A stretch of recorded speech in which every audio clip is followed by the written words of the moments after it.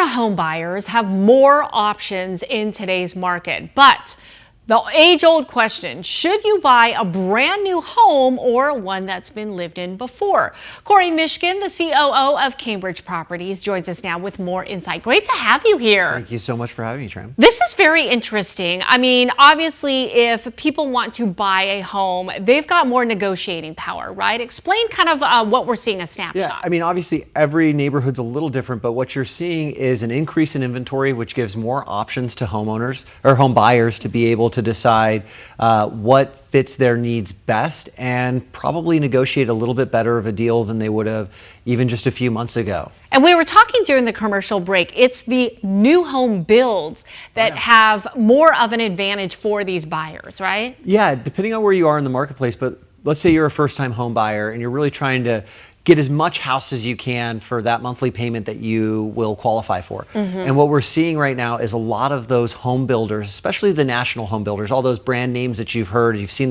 their ads on television. Right. Those are offering really great incentives where you can get a down payment assistance or they'll buy down your mortgage rate. Wow. So you may be paying 1 or 2% less than what the going rate is, even on a fixed rate, or they'll do a buy down on your rate by 3 points for the first year and 2 points the second and so on. So you can really get into that home for a lot less than even the other homes that are existing in the neighborhood. Yeah, that is so huge. Okay, so let's continue to talk about the pros and cons, right? Pros and cons, that's a big pro for new home builds, but what are some more pros and cons? Yeah, so some of the pros and cons that you have to balance is, where do I want to be neighborhood-wise? What's important to me? Is it proximity to something, or do I want to drive a little bit further and get something new? The great thing about a new home is it's got new home construction, it's going to be more efficient, better air conditioner, all of those things that maybe they weren't thinking about 10, 20, 30, 50 years ago. Sure, which saves you in the long run for home repairs. Yeah, you don't have to worry about, oh my goodness, is my air conditioner going to blow up, because it's brand new. I have all those warranties from the manufacturers. And then in Arizona, from the home builder, you're going to get a kind of a bumper-to-bumper warranty for the first year or two, and then you have a structural warranty going beyond that for about 8 years. Right. What about cons, though, of a new home? Cons are you're usually going to pay a little bit of a premium over the rest of the market.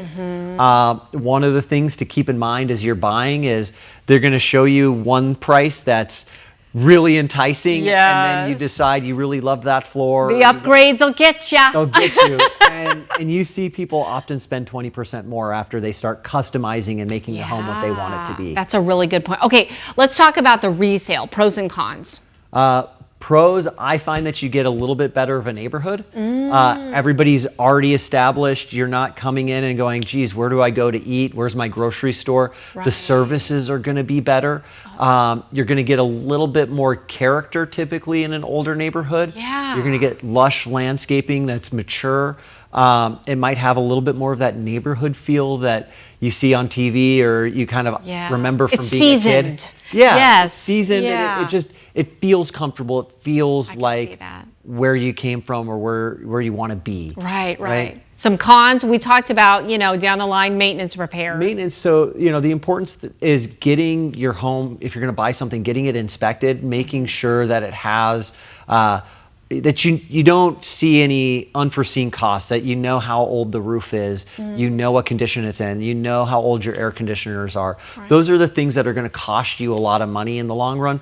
So you want to be prepared for that and know what's coming up, and maybe consider a home warranty or something that can defer some of those costs for you. Yeah, that's when you need to build that emergency fund, right, on the side. Absolutely. Corey, we could go on and on. I wish we could. That was really, really good stuff. No problem. Thank you. I appreciate it. Thank you. All right, Crystal, let's see how's it looking later.